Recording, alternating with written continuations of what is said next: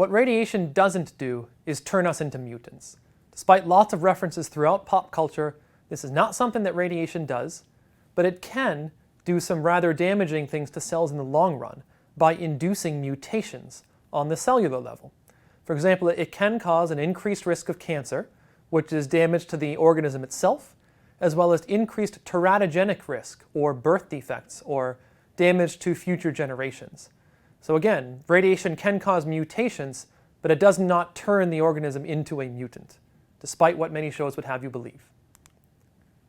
The statistics on long-term effects also are not very clear, and to that I say, thank God, that not so many people have been exposed to radiation. What's shown here are some hypothetical statistics to figure out if you wanted to know the likelihood that a certain radiation dose causes increased risk, how many people would you have to study and how many people would you have to expose.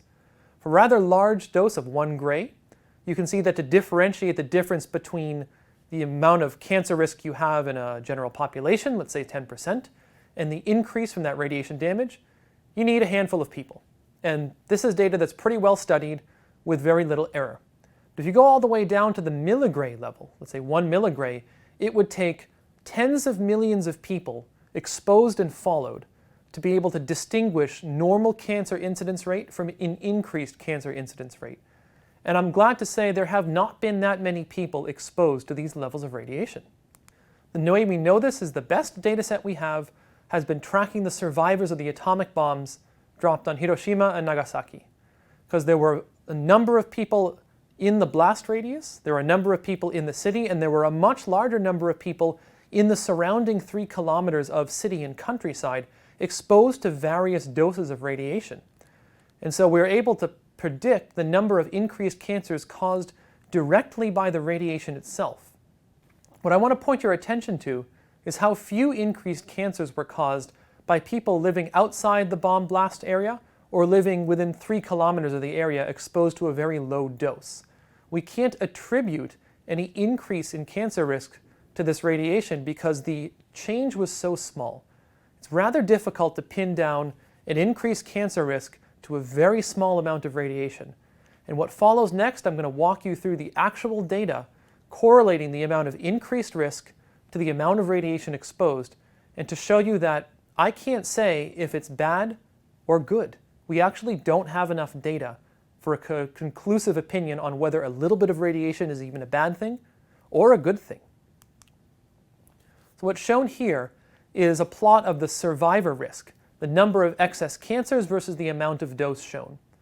The pink points represent actual data points, while the red line represents a smooth curve between them. So what I want you to point your attention to is the inside of the graph shows rather large dose regime, where you can see that the amount of dose pretty much correlates to the amount of risk.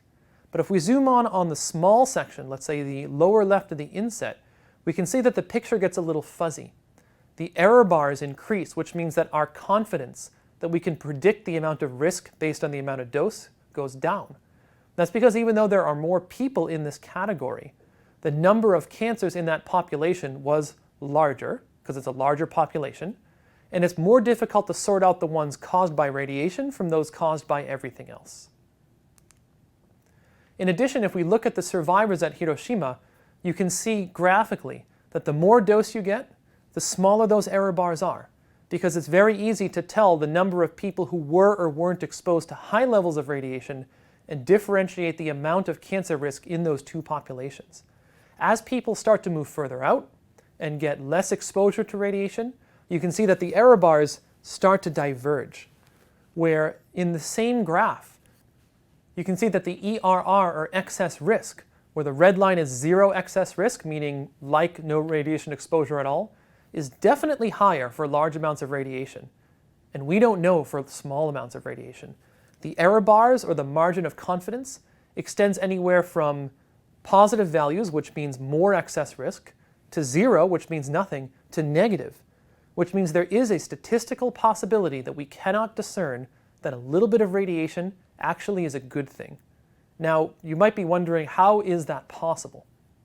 Well, we, and all organisms and all life, evolved in a radioactive environment.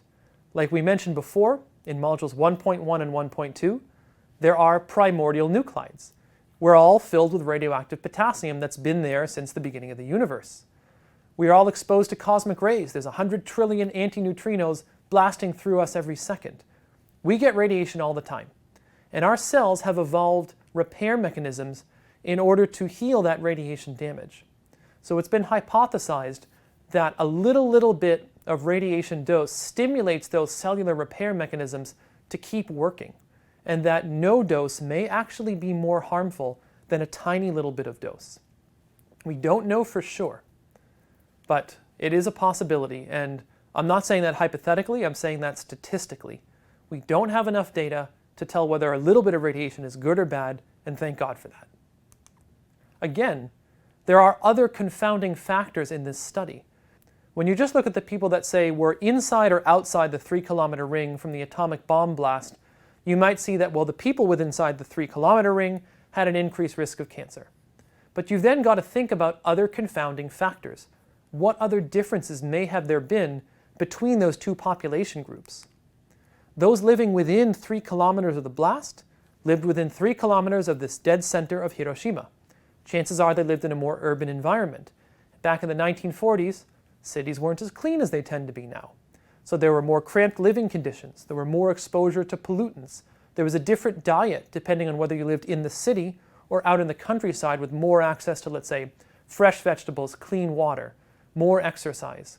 There's different routes of exposure or different specific isotopes that would get different places at different rates. And so it's awfully difficult to sort out not just how much radiation did somebody get, but what are all the other factors that could contribute to increased cancer risk? And so finally, when you consider the actual statistics, the agglomerated statistics of how much excess risk do you get versus how much radiation dose, again, the picture is clear for high doses. A lot of radiation exposure is bad for you. There is no way around it. A little bit of radiation exposure from the size of the error bars might be bad or might be good. We can't say yet. We would need more data to say for sure, and I kind of hope we don't collect that much more data, because that would require exposing tens of millions of people to enough radiation to induce a statistically significant increase in cancers. That's not something I hope ever happens. So I've explained the effects that radiation can have on the body, including short-term effects from acute exposure, long-term effects from small amount of exposure, and the different routes and mechanisms by which it damages the body. Now, barring anyone getting exposed to a large amount of radiation, the last question that's probably on everyone's mind is, should I worry about small amounts of radiation? The answer is no. The official recommendation of the International Committee for Radiation Protection is that there's always going to be some uncertainty associated with the risk from small amounts of radiation, and we will have to come to terms with that uncertainty. In other words, we don't have the data to know whether a little bit of radiation is bad or good. And we're probably not going to get that data, because that would require exposure of tens of millions of people to low levels of radiation, enough so that we could induce enough cancers to make a statistical determination. And frankly, I hope that never happens.